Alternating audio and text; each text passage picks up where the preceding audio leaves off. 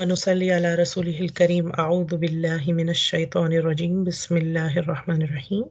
رب اشرح لي صدري ويسر لي أمري واحلل عقدة من لساني يفقه قولي واجعل لي وزيرا من أهلي. ربي يسر ولا تعسر وتمم بالخير وبك نستعين يا فتاح. ربي زدني علما. ربي هب لي حكما وألحقني بالصالحين. يا أول الأولين يا آخر الآخرين يا ذا القوة المتين يا راحم المساكين يا أرحم الراحمين.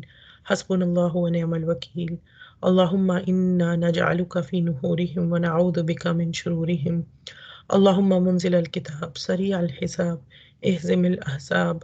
اللهم اهزمهم وزلزلهم. آمين يا أرحم الراحمين. Assalamu alaikum wa rahmatullahi wa barakatuh once again. Alhamdulillah, by the grace and tawfiq of Allah subhanahu wa ta'ala. Today we are going to talk about ayah number 126 and 127 from Surah Al Imran. And we will go over the word by word meaning and recitation first, inshallah. So, A'udhu billahi minash shaitanir rajeem. Bismillahir rahmanir rahim. وما جعله الله إلا بشرى لكم ولتطمئن قلوبكم به وما النصر إلا من عند الله العزيز الحكيم. So in this ayah, Allah subhanahu wa ta'ala is saying, Wama. Wa is and, ma is not. So ma, sometimes when we see this word ma in Arabic, sometimes we will see the translation as what or whatever, and sometimes we'll see as not, right? So there are, even in English, we have certain words that that are used for different meanings. There's one word, but it has multiple meanings, right? Sometimes there are certain words like that. But just one way to find out, ma, it is used as a not when there is an illa coming after. So whenever illa is coming after, the meaning of the ma that is used is in the meaning of not. Okay, so wama and not, ja'alahu. Ja'ala is to make something, who is the pronoun it. So and did not make it, and who did not make it? Allah, Allah subhanahu wa ta'ala. So Allah subhanahu wa ta'ala did not make it illa, except.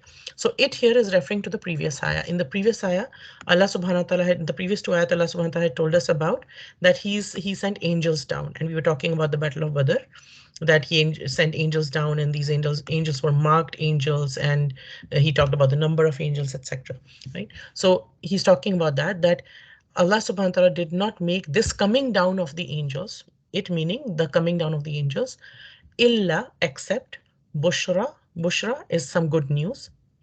Lakum, for all of you, meaning all the believers, all the Muslims.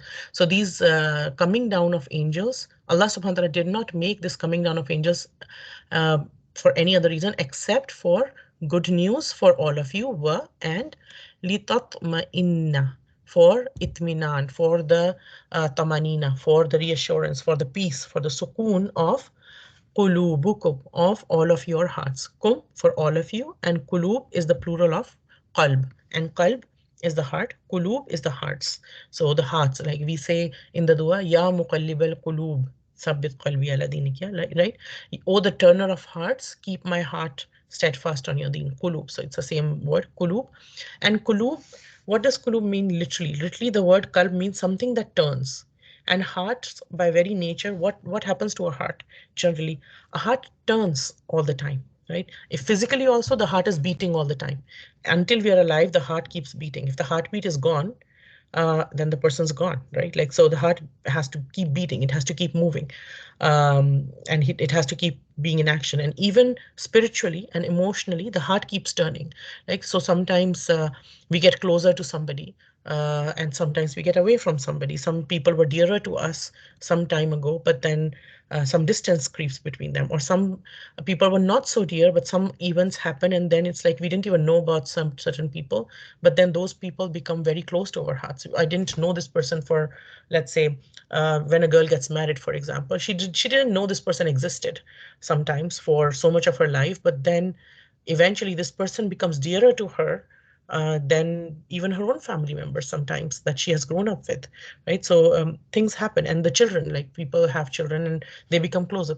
The heart is changing all the time. So Qalb means something that changes. And here Allah subhanahu wa ta'ala is saying so that he could reassure all of your hearts bihi with it. Right? That give it sukoon, give it itminan, give it peace, give it reassurance. Wama, and there is no nasru. Nasr is victory, a help or a victory, right? Wama وَمَن نَصْرُ إِلَّا, there is no victory except min indillah, except from Allah subhanahu wa ta'ala. And who is Allah subhanahu wa ta'ala? Here he's telling us two of his names. Al-Aziz, the Almighty, the one who has all the might, all the authority, all the power, and he is Al-Hakim, the wise. So in this ayah, Allah subhanahu wa ta'ala is saying, telling us that, and Allah did this solely to make it a good news for you and so that your hearts may be at rest with it. Otherwise, victory is from none but Allah subhanahu wa ta'ala, right? The all powerful, the all wise. And in the next ayah, Allah subhanahu wa ta'ala is telling us, Bismillahir ليقطع طرفا من الذين كفروا أو يكبتهم فينقلبوا خائبين. So in this ayah, Allah subhanahu wa ta'ala is saying, Li, meaning continuing from that. So another purpose, another um, uh, reason why this was done was, Li yaqta'a. Qata'a is to cut something off, right? So Li yaqta, so that he may cut off what? Tarafan. Tarafan is a part of something, like it is used for a shoulder or a part or a corner of something, right? Tarafan minal ladina kafaru, of those who disbelieve, a part, a shoulder, of a group of those who disbelieve, so that he may cut off a group of those who disbelieve, aw, or yakbitahum. Kabata is to humiliate something, to make somebody fall on their faces, to and to be sent back harshly or strongly and everything, and so that he may suppress them. Fayanqalibu, so that they may turn back. Again, the same word, qalaba, to turn, right? So here it's not used for heart, it is used literally for the meaning of turning back. So that so yanqalibu, that all of them may turn back khaibin. Khaibin, and it comes from the root word kha, ya, and ba. It means to be defeated, to be disappointed, to be frustrated, right? And to have a lot of setback, to have a lot of a loss. And then, so they're turning back with a lot of loss, with a lot of frustration, with a lot of anger, and everything, right? So here Allah subhanahu wa ta'ala is saying, and Allah helped you so that he may cut off a group, a flank of disbelievers, or throw them in disgrace, and they go back frustrated. So we'll go in a little bit more detail in the last about these ayat. So we are continuing about the Battle of Badr, right? And some people have also interpreted that these ayat is also can also be used to refer to the Battle of Uhud, but the majority opinion goes with the Battle of Badr. So it's continuing about that from the previous ayat, that Allah subhanahu wa ta'ala told us that remember that he sent you the help from angels and everything, and these angels came down, and these angels were marked angels, and we learned about a tradition, a narration in which the Prophet sallallahu alaihi wasallam had told us that these were special angels. These angels had come down from the third heaven, right? And one thing also to understand is third heaven. Why is Allah subhanahu wa ta'ala telling us all these things, like these numbers of them, and that there were waves of them? We learned there were 1,000 angels. Another place we learned there were 3,000 angels, and then we learned there were 5,000 angels. So if we think about the Battle of Badr, there were 300 of the Sahabas, around 300 Sahabas on Badr, who were fighting against 1,000, an army of 1,000 disbelievers. And Allah subhanahu wa ta'ala saying he sent 3,000 angels. So which is, okay, we were one third, but now because we have the reinforcement of 3,000 angels, we are more than 3 times their size, right? On the other hand, if we look at Uhud, then if the angels had come in like waves and everything, then they were 1,000, and then 3,000, and then 5,000. It becomes total of 9,000 against an army of 3,000. We were 700, but that was an army of like an army of 3,000 against them. So it just literally became 3 times as well, right? So, and then special angels coming from the third heaven as well. So one thing just to understand is third heaven, like we just say the third heaven, but what does the third heaven mean? Like we know that above us there are seven heavens. Allah subhanahu wa ta'ala has told us there are seven heavens, and we don't know the complete reality of it. We don't understand. It's a matter of the ghaib. We don't understand totally. But just for an indication, Allah subhanahu wa ta'ala says to us that in Surah Mulk, that He has decorated the lowest heavens with the stars. And how much have we explored so far as human beings through our latest telescopes, through our latest equipment and whatever we have? How much have we, what all we have seen is mind boggling. And it's like every time we discover something new, some new thing happens, and we are like, oh, what we knew before was just a fraction, and we are not even a point in what we see. But whatever we have discovered so far is still the first heaven, right? Because as far as there are stars, there are celestial bodies and everything, it's still the first heaven, right? And the Prophet ﷺ told us to the effect that the second heaven in comparison, like the comparison between the first heaven and the second heaven is like there's a huge desert, and in that desert is a small ring, like which you put on your finger, a small ring which is lost in that. So the size between the difference between the size, the second heaven is so much big, like a desert, and the first heaven was just like a ring. So the second heaven is so big. And then the third heaven compared to the second heaven is like a desert and a ring. So the third heaven is so huge, like our minds can't comprehend, right? So these are the special angels that are coming from the third heaven, right? And there are 1,000, 3,000, 5,000 of them. They're coming in waves. We learn that they have markings on them. So why is Allah subhanahu wa ta'ala telling us all these detail about all these angels, right? So He is telling us all of this, and Allah Ta'ala is telling us now the reason why He's telling all of this to us is that this numbers and these special things, that these are special angels, they're coming from special heavens just to help you, they're coming down just to help you, they have special markings on them, meaning they're coming just for this purpose. All of this, what is it going to do? This is going to give the believer, the heart of a believer, peace. It feels good, like, because by human nature we are impressed by numbers, right?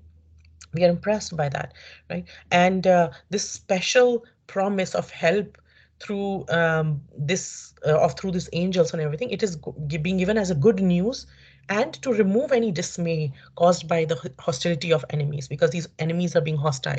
They want to literally finish you off. And also there's also, along with the hostility of enemies, there's another thing that the believers are facing from Uhud onwards, is the treachery of the hypocrites between them. So there are people amongst them who call themselves Muslims, but they're acting against the interest of the Muslims. And that is hurtful. That hurts a believer, right?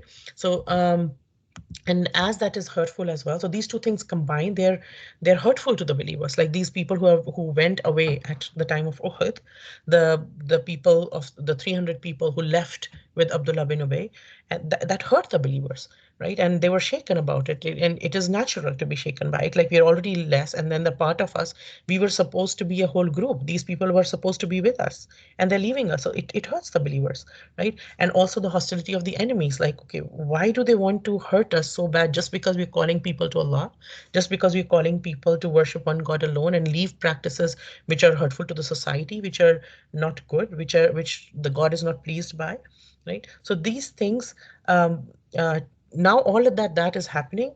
The coming of angels is a means of giving the peace to the heart of the believers. It feels good to know that, right? But Allah subhanahu wa ta'ala said, although understand that Allah subhanahu wa ta'ala is giving you this news and everything just to reassure you, but victory is not. Now, what He wants us to be very clear is, now don't start relying on the angels.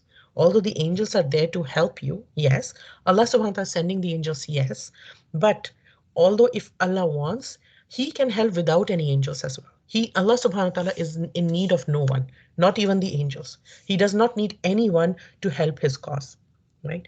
And even if He were to help with the angels, just one angel, we know in the story of Lut alayhi salam, just one angel is enough to just move his one wing. He has thousands of wings, and just one wing, and he can pick up a whole city and put it upside down and throw it down, and all the disbelievers can be crushed off. Just one angel through just one wing, right, can destroy a whole tribe of people.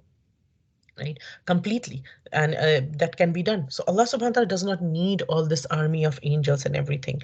So you understand that although Allah subhanahu wa ta'ala is telling you this to give you peace, to give you calm, to give you reassurance, but know that the help is from Allah subhanahu wa ta'ala alone. Right? Even if this glad tidings were not given, even if you were not given this news of angels coming and everything, then you should know that the help and victory come from Allah subhanahu wa ta'ala himself, right? And why is this so important, right? Because help and aid, like even uh, any help of any kind, like for example, if a person is holding a sword in his hand, his arm will not move without the help of Allah and permission of Allah subhanahu wa ta'ala. Every step that each one of us takes, every move, that whether it's a soldier in a battle or whether it's each one of us in our day-to-day life, nothing can be done without the help of Allah subhanahu wa ta'ala. We are all powerless without Allah subhanahu wa ta'ala's help, right? And we cannot stand up and lift a glass of water and drink it without the help of Allah subhanahu wa ta'ala. We cannot move without the help of, we will feel powerless. Without Allah subhanahu wa ta'ala, we will feel drained out. We will feel like if the help of Allah is not there, then none of us can move even our bodies, right? But especially for the time of a battle. A battle is actually, if we learn the psychology of battle, it is not just by weapons that it is won through the courage of the people. It is won through the optimism of the people. So all this good news that Allah subhanahu wa ta'ala is giving to the believers, what does it do? More, it lifts up the morale. And when if the morale is down of any army, of any people, then what happens? It's a defeat already. A morale being down is a defeat already. And even in day-to-day life we will see that, like if we think like there is some situation that any of us is facing in our day-to-day life, and I sit down and think, you know what, nothing can happen now. Now this is what it is. I cannot do anything about, like, this is nothing is going to change ever. I'm just doomed to this, or there's this situation in my family, nothing's ever going to change. No matter what effort I put in, nothing's going to change. It's all like this only, and no change can happen and everything. Whatever I do, whatever do this, like everything, and the person goes like, oh, like people around me, they're not no help, and this is not this is not that. If we start to get defeated and if we start to keep let that do round and round in our heads again and again and again, that this is the situation, this is so hopeless and there's no thing and everything, then what happens? A person loses all courage. And when they lose all of this courage, then they cannot be successful at all, right? So what is the important lesson for any mission? Victory does not come from numbers. Victory does not come from what is in your hands. It comes from where our heart is, right? When we learn about Musa alayhi salam, later on, Musa alayhi salam asks Allah subhanahu wa ta'ala in the dua when he's asked to go to Firaun, he says, Rabbi shrahli sadri first, and then he says, Wayassir li amri. Right? So the first thing he asks for, Ya Allah, Rabbi ishrahli sadri, right? Like calm my heart, right? And then he says, okay, make my mission easy after that, right? So what is the actual battle? The actual battle, actually, Allah subhanahu wa ta'ala is teaching us, is the battle of the heart. The actual battle is the battle of the heart, right? So like one when we if we also look at, for example, another thing is that we look at the courage and we look at how to keep this courage and everything. Even if we look at the army of Talut, we learned about that in Surah Baqarah. The army of Talut, who were facing the army of Jalut, and what did the believers say at that time? Rabbana afrigh alayna sabran wa thabbit aqdamana, right? Oh Allah, pour sabr on us, right? And make our feet firm, right? So what are they asking in that sabr? What does that mean? They're going to the battle. They're asking for sabr. What do they mean? Do they mean that okay, Allah, like when they let them kill our people and everything, and we'll just sit and like we will keep doing tasbih and we'll keep doing this? No, it doesn't mean that. It means that we go with the, even though the odds look like things might look like it's impossible, things might look like they are so much stronger than we are, we have nothing as compared to them, but our hearts stay strong, our hearts don't give up, right? Our hearts are firm, our feet are firm, and yalla, pour sabr upon us, like cover us completely. When like a person is standing and a bucket of water is poured over them, like they get drenched totally, right? So what they're asking Allah Ta'ala is Rabbana afriq alayna sabran, like pour it upon us so that like it envelops our whole being, right? And then Allah subhanahu wa ta'ala is also reminding us that although they are angels, like for example, at the time of there are narrations at the time of both Badr and Uhud that the Sahaba say that radiyallahu anhum ajmain, they say that they saw two people next to the Prophet sallallahu alaihi wasallam, and they were fighting like no one had ever fought before. And these people, they had never seen them before the battle, and they had never seen them after the battle. So basically, these were angels, right? And it was almost like they were the Prophet ﷺ's personal security secret service, right? Or of some sort. They were guarding him and everything, right? So even that is there, but we don't rely on them and everything, and we understand Allah subhanahu wa ta'ala is telling us, yes, he sends help in different ways and everything, but understand that the real help is from Allah subhanahu wa ta'ala.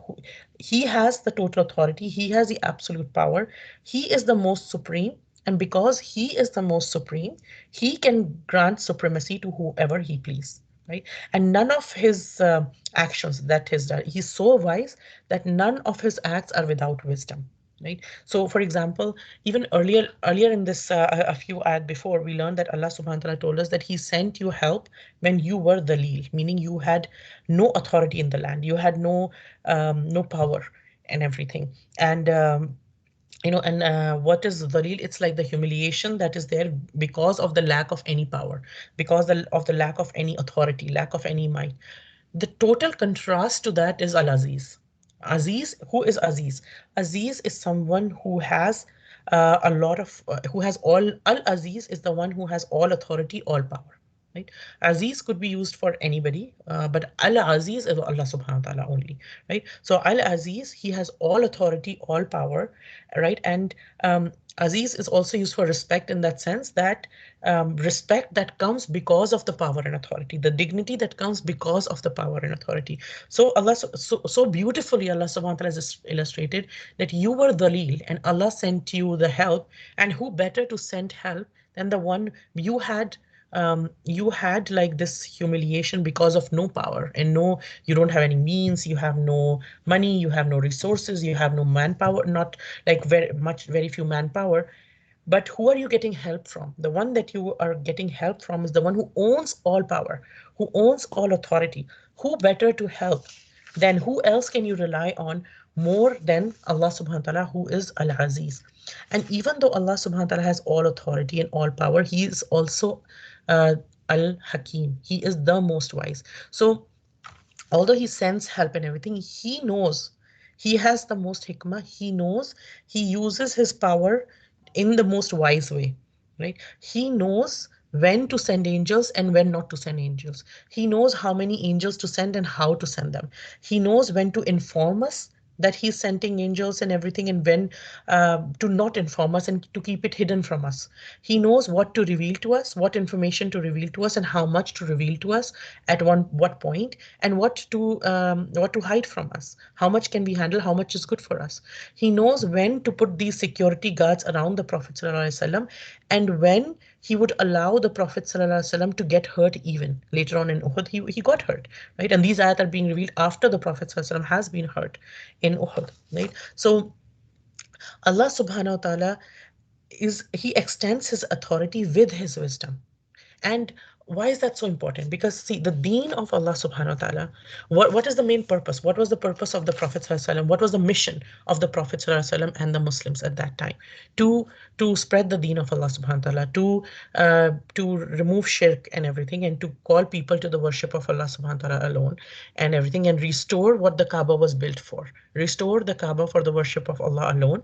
That's what Ibrahim alayhi salam had built it for, right? And over the years, Quraysh had and the people of Makkah had, and the people of the whole Arabia had started worshipping idols and everything. So the purpose of Muslims was to take them back to the worship of Allah subhanahu wa ta'ala, and to make changes in our life, to submit to Allah subhanahu wa ta'ala, so that the society would be a better place. Not just we will fulfill our responsibilities towards Allah subhanahu wa ta'ala, and also towards our fellow human beings. People would not cheat each other, people would not harm each other. A girl child and a boy child both would be given their due rights and their due responsibilities. It will be a healthy, flourishing society, right? The orphans will be taken care of. All these things are there that they're fighting for. But all these things, if Allah subhanahu wa ta'ala wants, He does not need any of us for it. He does not need no angels for it. He does not need anything for it or anyone for it. If Allah wants, He can make His deen, He can make every single person on the earth a believer right now, like within a split second, not even a split second. Like all of our hearts might change within a second. We'll just all believe. We'll just all start believing. Each of our family members, each of our friends, each of our neighbors, each of our colleagues, any person that we know of, any person that is the nastiest person on the earth to the nicest person on the earth, all of them will become believers and they'll just renounce everything and everything happens. But it is His wisdom that He does not do it. Why?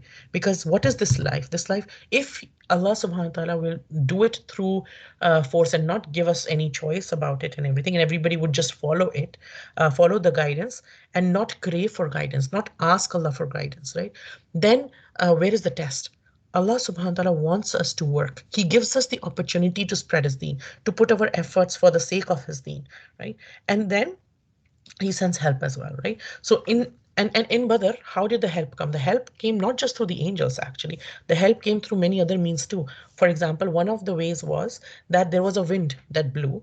And what did this wind do? The wind was blowing towards the mushrikeen in Makkah, and that wind took sand flew into the eyes of the enemy, literally. It was hard for them to see. And you can imagine it's a desert, and it's hard for people to see when the sand is in your eyes and everything, right? After that wind and everything, rain came. And what happened with the rain? The Muslims, the believers, were at a height. They were a bit on the top, their physical location. When the rain came, the believers got water to drink. They were refreshed. It was a pleasant weather for them and everything. The sand got firm for them to walk on, right? It was not loose and everything anyway anymore. And what happened? Because they were at a height, all the excess water drained down, all the water drained down and everything towards the enemy, meaning what happened with the enemy? What happened to their side?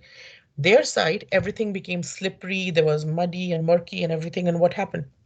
It was all slippery, and like they couldn't so they couldn't stand firmly anymore, right? So they were being helped. The believers were being helped in many different ways, right? Allah subhanahu wa ta'ala, and obviously He sent angels to help them, right? So what are we learning here? We are learning here, and if you look at the previous ayat as well combined with this ayah, what are we learning? That if a person adorns themselves, and that is true, that was true for Badr, that was true for Uhud, that is true for me and you today as well. That if we adorn ourselves with sabr and taqwa, we have sabr, we keep patient, we understand that things take time, sometimes some things take time, and we have taqwa.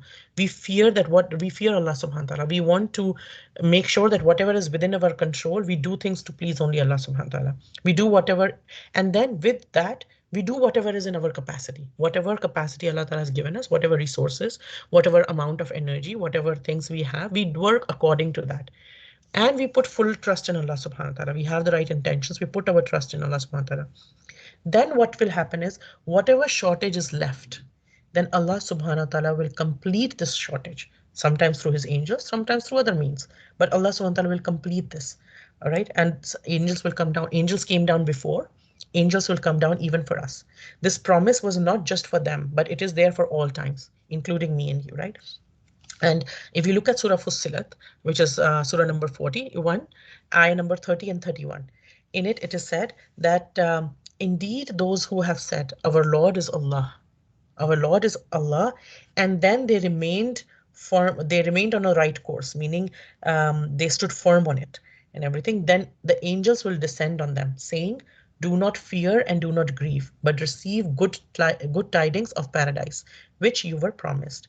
And then angels will also say, We were your allies in the worldly life and in the hereafter, and you will have therein whatever your souls desire, and you will have therein whatever you request.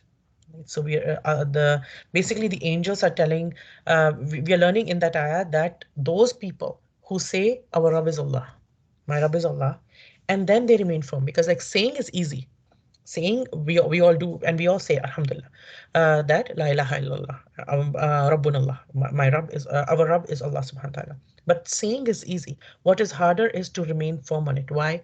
Because our nafs, will have its own desires that will keep cropping up. It'll have its own like weaknesses that will keep coming up, right? We'll have people who will oppose us. We'll have to displease the people who are close to us sometimes in doing things for the sake of Allah subhanahu wa ta'ala. Sometimes we'll have to change our habits, our lifestyles even, right? Sometimes there'll be hardships that will come, there'll be sadness that will come, there'll be losses that will come. In that, we will bear patience, and we will stay firm on this path of believing in Allah subhanahu wa ta'ala. We will not let our belief waver just because some hardships have come. We will not let our tawakkul go down. We will not let our sabr go down. We will not let our taqwa go down. And we'll keep doing whatever, however hard things are. We'll keep doing whatever we can for the sake of Allah subhanahu wa ta'ala, right? Then for such people, the angels will descend upon them, and they will say, do not fear and do not grieve. And then these angels will give them the good tidings of paradise. And in Jannah, what they will be told is that we were your allies. You didn't know us, but we know you. We used to be there with you. We were your allies. We were your awliya, right? We were your helpers. We were your friends in the world, and now we are also your friends in the hereafter. And in the Jannah, you will have whatever you desire, and whatever your souls desire, and whatever you request, you'll have all of them, right? And then Allah subhanahu wa ta'ala tells us in the next ayah that why did he also do this? What a part of this was also like, also yes, there was a purpose of especially encouraging the believers, keeping them optimistic, which is a great part of our daily life. If we don't stay optimistic, if we stay optimistic, the battle is won, even though we might be losing. If we don't stay optimistic, if we lose our morale, then even though it might seem like we are winning, we are at a loss, right? So other than the purpose of especially increasing the believers, there's also in all of this is sending the angels in the Battle of Badr and other places as well. The decision of Allah subhanahu wa ta'ala was that the Quraysh would either be crushed in the battle, or they be beaten back with humiliation, or at least they lose a portion of their strength, like their strength would be broken, right? And so tarafa is used for, like we said, a part or a shoulder or a side or a corner. Here it means a group of, and mainly a group of their leader, right? So and in any in language generally, when we say shoulder, what does a shoulder represent? A shoulder is a symbol of strength, right? So when we go for Hajj, for example, what do men do when the ihram that men wear? They're supposed to keep one shoulder bare. Why do they keep one shoulder bare? To show that we will act with humility. We have this utmost humility in front of Allah subhanahu wa ta'ala. We are humble people. We walk the earth, like with humility and everything. Yet we are not weak. We have strength, right? So you better be aware of our strength as well. So there's strength as well that is shown there, right? And in any language, in a lot of metaphors and everything, a shoulder is used as a symbol of strength, right? So here it is used for a group of their leaders, a corner. It's used for elite of the society. And if we look at it like rich people in any society, they live in their own section, like they in generally in any city, the rich people will look, there'll be a separate neighborhood towards the side, which will be a section to live, like the common general people were not living in there, right? Like the rich people, this is the rich people's neighborhood. Or they travel in first class, or when they go to a conference or something, the dignitaries, they have a special seating. Even in sports and everything, they have special seatings for VIPs and everything. And generally, what this group is like, the rich and elite people, if you think of war, what happens in a lot of places is this group of elite people, the rich people, the powerful people, they usually manipulate other people to go to war. The few rich and the politicians, what they usually do is they manipulate, and they have propagandas, and they have these things. They make other people go to war for their own agendas that they have, right? Also, another meaning here from the group is the people who come to fight generally, like in terms of that time, the people who were coming to fight, and the believers of that time, these were the ones who were the harshest against Islam. They were not, so there are different, even amongst disbelievers, there are different groups of people. There are some groups who are extremely nasty, and they would go to any limits to harm the believers and everything. And they would behave indecently. They would do things that any normal human being would be like, okay, how can you even think of doing this and everything, right? And But there are also people who don't want to hurt other people. They're not believers, but they don't want to hurt other people, right? And in Islam, we know that we have this principle that there is la ikraha fi din. There is no compulsion in religion, and whoever doesn't hurt us, we don't hurt them back, right? We don't hurt them back just because they don't belong to our religion or anything. There are different concepts of how do we live in harmony with people when they are at the times when they are in minority and they're living under a Muslim leadership. Then how is a Muslim leadership supposed to take care of them and protect them and their rights and everything? And there is a tax system which is there, but the Muslim leader is supposed to take care of them and their rights and their protection, everything. And also, when Muslims are in minority, then we learn how we have different narrations of, for example, how the early Muslims, when they went to Abyssinia, how were they under the ruler Najashi? How did they behave? How did they live as a minority in a non-Muslim leadership? Right. So we have rules of all of that. We don't hurt anybody who doesn't hurt us. But if somebody's coming to kill us, then we don't sit and say, okay, yeah, you can kill. We don't, Islam does not teach us that if somebody slaps you on one cheek for no reason, they didn't have any justification in slapping you and you give them the other cheek and say, okay, go ahead to the other one. No, that is not what Islam teaches us, right? So this part of the people who are coming, this group of people who are coming in Badr and to fight the Muslims, they were the people who wanted to, like, they were crude, they were like the Abu Jahl, Walid, Uqba bin Abi Mu'id, all these people, they were coming to, their purpose was to kill the Muslims and get rid of them and everything. And even in Uhud, Abu Sufyan and everybody, they had this whole campaign. And what was their aim? They had two aims when they came for Uhud. Their aim was, one, they wanted to free the trade route to Syria. Between Mecca and Syria, the trade route went through Medina, and that trade route was being blocked by the Muslims. They could not do this trade anymore, right? So they had this economic chokehold, literally, right? So they wanted to open up this trade route. The other aim was to kill the Prophet ﷺ and the Muslims, basically, so that this problem of Islam can be eradicated altogether and we could get back to our own lives and everything. So this was their aim at the time of Uhud as well, right? So they were like that, and what Allah Subhanahu wa Taala is telling us, His decision was to cut this group off. So if we look at Badr, they were literally like the big leaders were actually literally killed. Abu Jahl, Walid, Uqba bin Mu'ayth, all these people. If we look at the events of the Sirah, right? And again, Allah Subhanahu wa Taala told us in the ayah before that He is Al Aziz Al Hakim. So there is what Allah Subhanahu wa Taala is telling us, there's more than just what we see. There's wisdom and insight in whatever Allah Subhanahu wa Taala does.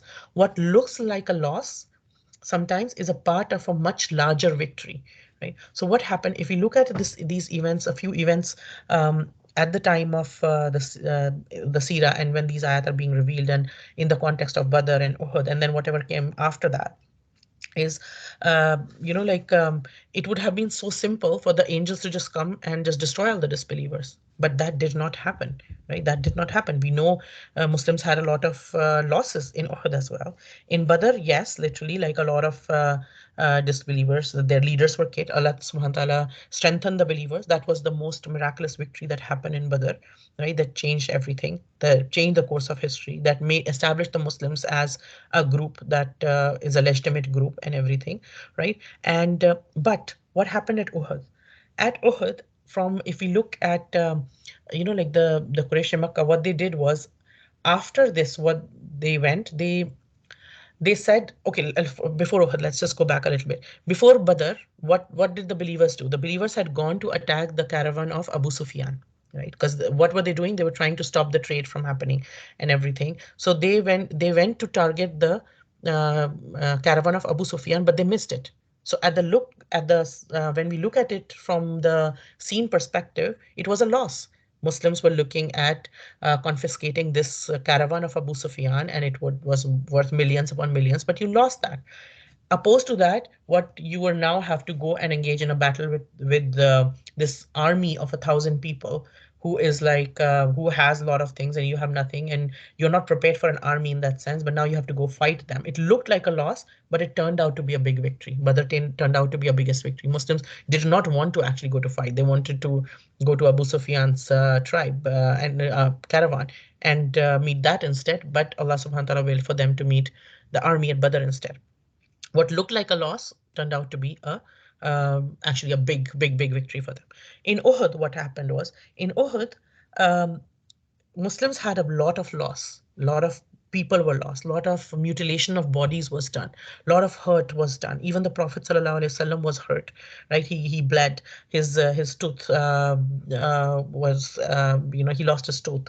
It got shaky. His blessed tooth was lost, and he bled as well. And a lot of other Sahabas were martyred, and very brutally martyred as well. Their body parts were cut off after they were killed as well, and a lot of mutilation was done. And then a lot of, before going, Abu Sufyan said a lot of, basically he did a lot of trash talk as well, saying like, okay, we won, and this is against for the Badr and this and that. So there was a lot of, it seemed like, okay, there's a big loss. But what happened was, when they went back and they got the news that Muslims got the news that the disbelievers might be coming again to attack, they went back and they waited there for 2 days, but the Quraysh never turned back. Why did they not turn back? Because they knew that it was just a stroke of luck, that those people had deserted the, what, the group of archers had deserted the little mountain, and the army of the Quraysh was able to take them by surprise, and that's why they won in the end. It looked like they won in the end, like although it was not a complete victory, right? It looked like they had defeated them, but they knew that it was just a stroke of luck. If they go back, even though the Muslims are hurt and everything, they knew that they did not have a chance to win, so they did not go back. Right? The Muslims kept waiting for them for a couple of days, but they never turned back. At the same time, when they went back to Makkah, what happened in Makkah? You can imagine what Abu Sufyan had done was, there was this whole campaign of collecting all the money, resources for 1 whole year. And there's like, okay, now we're going to finish up the Muslims. We are going to open the trade route to Syria. All that's going to happen. When they went back, they're saying, okay, we have won, we have won, we have won this war and everything. And the people are like, okay, you have won, so we can do the trade now. Syria, oh no, we cannot do the trade, and still we still have this economic chokehold. It still continues. That is still in the hand of Muslims. Oh, okay. So did you kill the Prophet sallallahu alaihi wasallam, or did you kill the Muslims? Actually, no, we did not do that either. So how is it a win? So they basically lost the support of a lot of common people in Makkah, because it was like a big failure of the elites. Their strength was broken. Their political strength. They were losing their reputation. So we have to understand the psychology of war, right? Like, what did they gain out of it? What were they trying to gain out of this war? They didn't actually gain, but they faced a lot of humiliation in their own people. That what you did all of this, you spent all of our money into this, you put all of our money into that and everything, and that's why when they were coming back for Ahzab, they couldn't get enough support from Makkah alone. They had to reach out to different tribes all around them. When they were in Ahzab, now the next step was Ahzab. And Ahzab, what was their plan? Their plan was basically they collected all the other tribes from around Arabia. They convinced them, saying that, okay, you know what, it is easy money. We are all going to get together. They were planning a whole genocide of Medina. They're like, okay, we'll all just go kill the whole city. We'll loot everything that they have. They have all these riches and everything. We loot everything, and it's easy money for you. So you just come for us. It's going to be a quick battle. It's like, it's that army of 10,000. This is a small group city. What will they do? They don't stand a chance. And we have, like, from inside the city, we have, like, they had hypocrites on their side. They have the Jewish tribes on their side. So, like, even inside, we have moles inside, right? So it's like a done deal. There is no way we would lose in this, right? They didn't know that Allah subhanahu wa ta'ala is going to inspire the Muslims to build the trench through Salman al-Farsi radiallahu anhu. They were not prepared for that, right? So all these other tribes who had invested their time and money and resources and all their weapons and all their manpower and all their soldiers into this, basically for easy money, what happened then? They came to fight, and now there's a huge trench. They can't go, and they're sitting there outside the trench waiting for something, but it's a whole army in a desert. Now, when there's a whole army in the desert, the army needs food, the army needs supplies, right? So literally they have to import it. They're sitting there, it's not where they live. So they have to import food, they have to import supplies all the time. So literally they're bleeding money sitting outside of Medina, right? And they're not getting any gains either, right? And eventually when they had to go back, it was a complete political failure. It was a complete political failure. Why? Because there's no capital which is left. No one respects them anymore. All these people whom they had built as allies, they have no respect with them anymore, right? And what are the people of Arabia thinking now? That, um, this whole group, that they were not they tried to kill the disbelievers. They tried to kill the Muslims thrice now, at Badr, at Uhud, at Ahzab, right? And they were not able to do any of it. And if these are weak, then Muslims must be strong. So maybe we should think, so they're starting to think maybe we should have alliances with the Muslims instead, right? Instead of them, because looks like these people are no good. They promise something, but they don't actually, we don't get anything out of it. We just bleed money. We just, all of our money is gone, our resources, everything's going down the drain. We're not getting anything out of it, right? And then Hudaybiyah happened. After Hudaybiyah, after Ahzab, just a few months after Ahzab, the Prophet ﷺ says this dream, and the Sahabas go for Hajj and everything. Now we have to think the same group that the Quraysh had tried to kill. They had collected all the tribes to go and kill this group of people. The same group of people is now coming unarmed to do Hajj in their own backyard, right? And so, what is the perception that this is giving? Although Hudaybiyah, they were not able to do Hajj, right? It angered Muslims a lot. It looked like a big loss that we came all this way for Hajj. We are walking on these things, like they were literally, their feet were bleeding. There were a lot of things happening and everything. They made so much sacrifices to come here and everything, and yet they were not able. They had to just return from right outside. And even the animals that they had brought to sacrifice for Hajj, they had to sacrifice these animals outside Makkah. And who did they give the meat to? Their enemies, the Makkah. They had to distribute the meat to the people who were living in Makkah. They had to send the meat to all of their enemies and go back. So what looked like a defeat for the Muslims? What was the political message that it gave? uh, and what was established in that was the same group that you tried to kill thrice are now coming unarmed. You don't come armed when you go for Hajj. They're coming unarmed right into your backyard to do Hajj, meaning this what the message it gave to the whole of Arabia is these Muslims are fearless. Like they like who in their right mind would do that unless they have a lot of courage? And where is their courage coming from? It makes people think, where is all their this courage coming from? Even though they have nothing, where is this all this strength coming from? What is giving them strength? I want to find out their strength, because I want that strength too, right? So I want to find out what's going on here, right? So, and then Hudaybiyah, although it looked like a loss in that sense, but it was a treaty was signed with the Prophet ﷺ that they will come the next year, and then the treaty of and all the other things that were there in Treaty of Hudaybiyah. Although it sounded like the clauses were much more in the favor of Quraysh, but what did that do? That treaty do, among many other things. This Treaty of Hudaybiyah gave established, this Quraysh were the most powerful in Arabia. They're doing a treaty with the Muslims, meaning Muslims are a legitimate authority now, right? It established Muslims as a legitimate authority, right? This the signing of this deal and everything, meaning like they're not just a group of people who have no name and no something and everything. Now these are so there's a lot of wisdom in what is going on in the events of the Sirah, and what is Allah Subhanahu wa Taala doing stage by stage by stage. What looks like a loss to us is actually a part of a much larger victory, right? Much larger victory. And through these things, Allah subhanahu wa ta'ala is breaking a shoulder, breaking apart every time. Uh, the strength of the disbelievers is being broken. They're being humiliated. Sometimes they're a lot of people from their side are actually accepting Islam. A lot of times their political strength is being broken. Their image is being broken. There's a lot of like a lot of lies that they had spread, a lot of propaganda they had spread. People are starting to see the truth behind them, and that truth is coming out through that, right? So a lot of things are happening like that, and they are going back khaibin, like they're going back with a lot of loss. They are going back. So if you look at Uhud, for example, if Uhud would have been a loss for the, let's say Muslims had won and totally, and there was the Quraysh had lost completely. Like they had not had this feeling of okay, we won maybe, and they went back like boasting that they had won. What would have happened?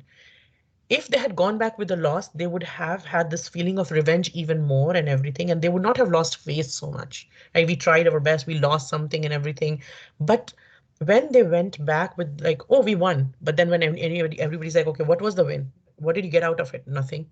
What was it? Was humiliation, right? It was humiliation in the sense that you call this a victory. What did you get out of it, right? So they're going back frustrated. They're going back, although they went back thinking they're good, but they it enraged them even further. It was it didn't it was a loss. It looked like a victory to them, but it was a big setback. It was a big loss and everything, right? So what is Allah subhanahu wa ta'ala teaching us through these ayat? Allah subhanahu wa ta'ala is teaching many things to us, but a few things out of them is that this coming of the angels and sending of help through different means, all of it, right, is coming from Allah subhanahu wa ta'ala. First of all, we do not have a control over it. None of us can make an angel come down and help us. Any angel come down and help us, let alone the armies of angels.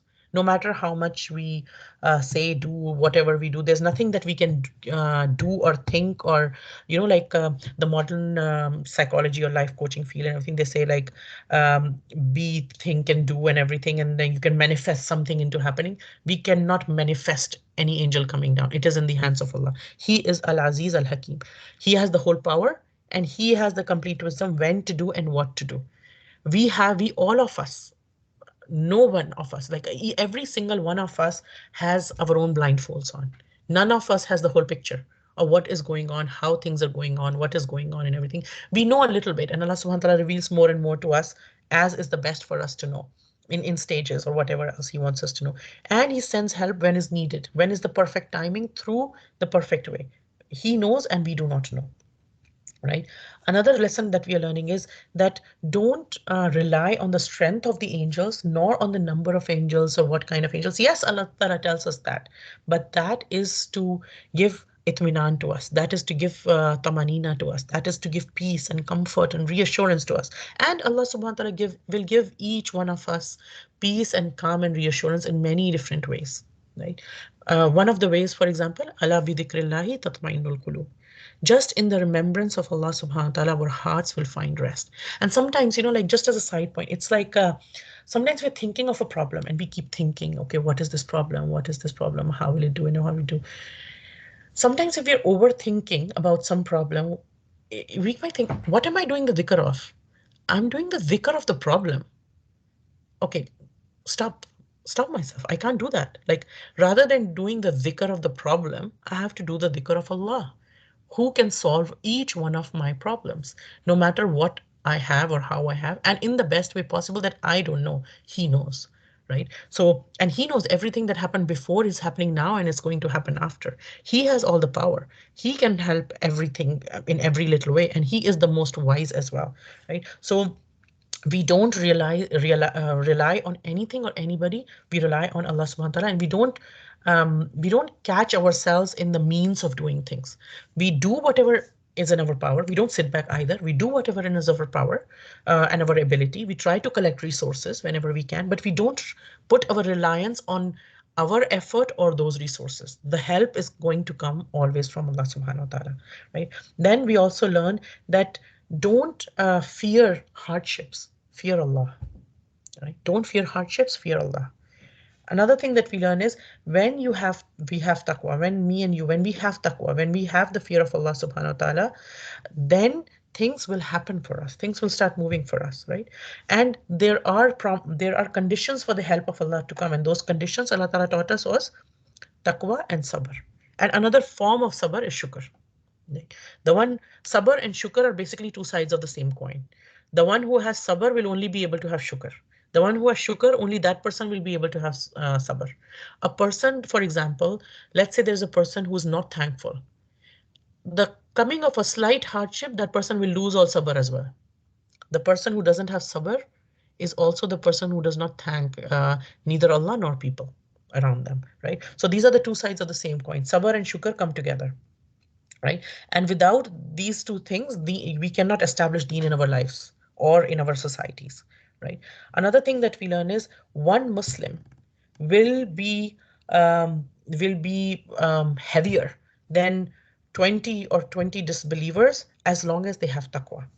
Taqwa will, one will be enough for 10 people, one will be enough for 100 people, one will be enough for 1,000 people, only if we have taqwa, right? And with the graph of iman, as our iman, if you imagine a graph, as the iman goes up, right, the help of Allah increases too.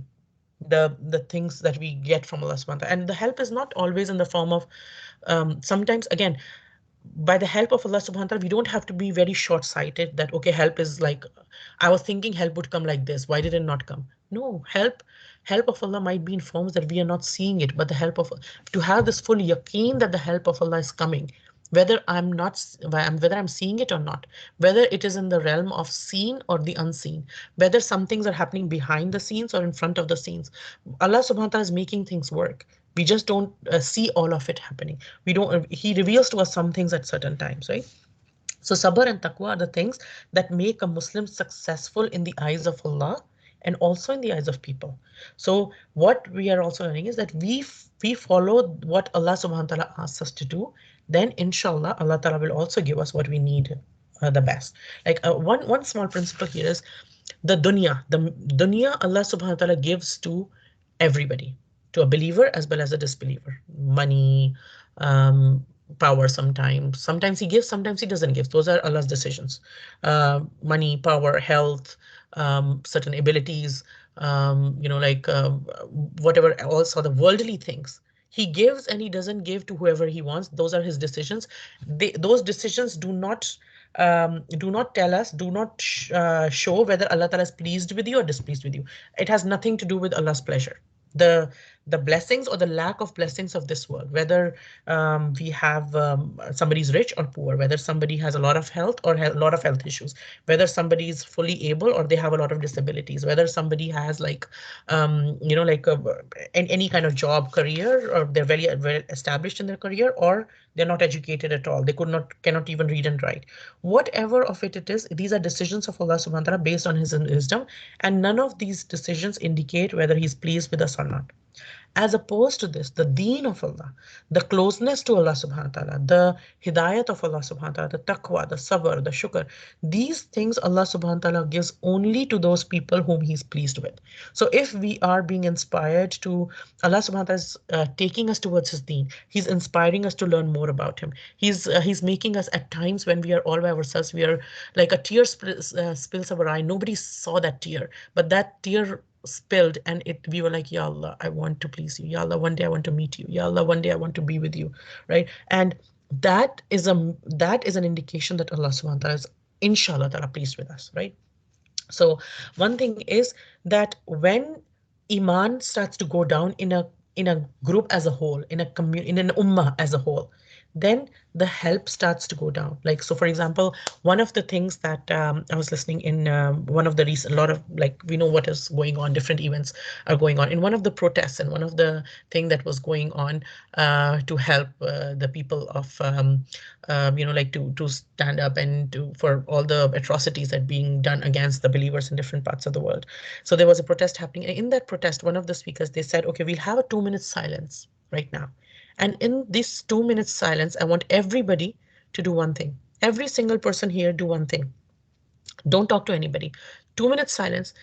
Just think about yourself.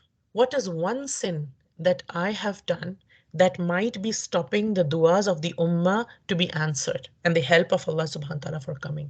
Right? We have a very individualistic mindset in the modern day world, in a sense that, okay, me, my. But Allah subhanahu wa ta'ala also teaches us a collective thing as a group, as an ummah, right? So we have to think as an ummah. What can I do? What am I contributing? What sin should I ask forgiveness for? Like, ya Allah, whatever sin I am doing, forgive me for it. I turn you towards you and everything, and the help of Allah. Like, ya Allah, your help, help. We want your help to come, right? So another thing is that this is not just related to war, but with every aspect of our life, right? No matter how much taqwa and tawakkul we will have towards Allah subhanahu wa ta'ala, the more our things with the more help of Allah ta'ala will come, right? And how the more we put our things to Allah subhanahu wa ta'ala, the more Allah subhanahu wa ta'ala will take care of our hearts. He will, even amongst hardships, like Ibrahim alayhi salam, even within the fire, his heart was calm. He says that was the best days of my life when I was in the fire. Why? Because Allah Ta'ala gave calmness to his heart that he did not find even at other places, right? So when we are in any of the hardships, any of us, any hardships of any kind, personal, political, social, of like as an individually or as an ummah and everything, what we learn is that don't get frustrated and don't lose your calm, don't lose your morale at any time. Have sabr, have tahammul, have like be firm in your deen, be know that the help of Allah is there. He is al aziz, right? The help is always there, no matter what situation we have gone into, right? And another thing is, don't consider any person or any individual or any entity or any group so big that to please them we make ourselves sick, right? No matter if it is like personal, in a personal life, no relationship is as big as a relationship with Allah subhanahu wa ta'ala.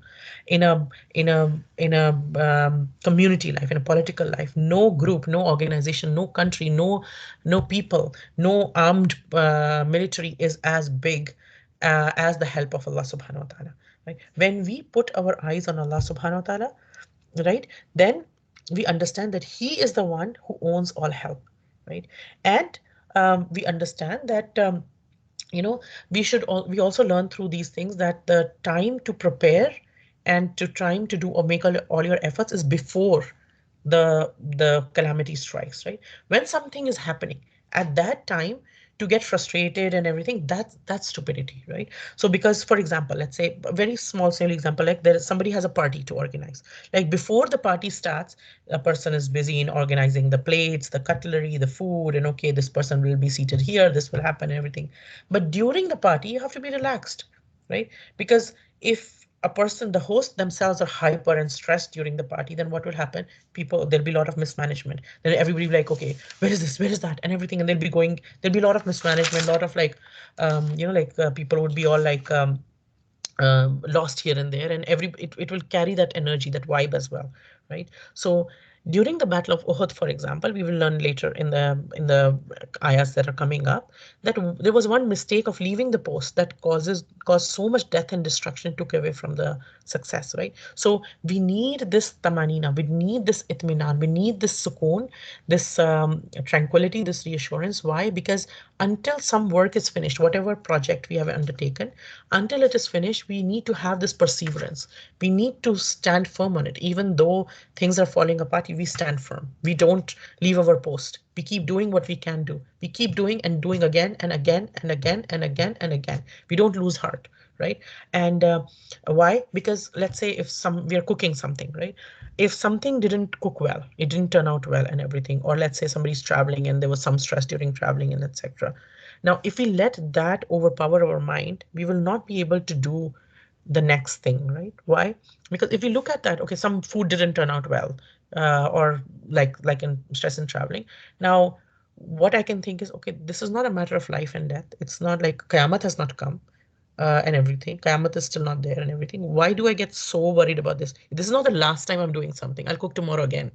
I'll be traveling somewhere else again. Okay, this one didn't turn out well. Okay, inshallah, next time, right? What we are learning most of all, as just as we conclude, what we're learning here is we learn that the matters are in the hands of Allah subhanahu wa ta'ala, and whatever is in Allah's control is never out of control, and everything is in Allah's control. There is nothing that is not in Allah's control, right? So we learn not to look at things in a shallow way. May Allah subhanahu wa ta'ala make us such that we don't look at whatever's happening within us or around us in a shallow way, that we understand there's a larger wisdom behind things that Allah subhanahu wa ta'ala does, and He will reveal to us in due time about different things, whatever is going on, whatever we're doing. May Allah subhanahu wa ta'ala help us rely on Him completely and totally. May Allah subhanahu wa ta'ala help us uphold our sabr, our taqwa, make us thankful people, make us the people who rely on Him completely, and make us of those people to whom the help of Allah subhanahu wa ta'ala comes again and again and again, because we cannot survive without Allah subhanahu wa ta'ala, without not even for a split second. That's why we make the dua, Ya Hayyu Ya Qayyum, bi rahmatika astaghith, aslih li shahni kullah, وَلَا تَكِلْنِي إِلَى نَفْسِي طَرْفَةَ عَيْنٍ. Ya Allah, don't leave me to myself. You are the all living, the all sustainer. Don't leave me to myself, even for the blink of an eye, because I cannot survive without you, Ya Allah, even for the blink of an eye, or less than that even. May Allah Ta'ala put khair and barakah in our coming together. Make it a means of whoever listens today, or make it a means, first of all, for myself and for whoever's listening today or any time in the future, a means for coming closer to Allah subhanahu wa ta'ala, because that's what our aim is, to please Allah subhanahu wa ta'ala, to write this for us and keep preserve this for us until the day of judgment. Every second that we spent in listening to this, in implementing, make our hearts closer to you, Ya Allah, and make it a means of your pleasure, and preserve this for us in our account of deeds. Any goodness that comes from today's talk is from Allah subhanahu wa ta'ala alone, because He's the owner of all good. Any mistakes are mine and mine alone, as I'm a human being open to mistakes. May Allah subhanahu wa ta'ala forgive and still accept from all of us. Just like Allah ta'ala joined us as sisters in Islam in this world, may Allah subhanahu wa ta'ala reunite us as sisters in Islam under the shade of His throne, when there will be no shade except His. And then once again, He may reunite us as sisters in Islam in Jannatul Firdaus. Ameen ya Arhamar Rahimin. Rabbana taqabbal minna innaka antas samiul alim. سبحانك اللهم أشهد أن لا إله إلا أنت نستغفرك نستغفرك نستغفرك ونتوب إليك.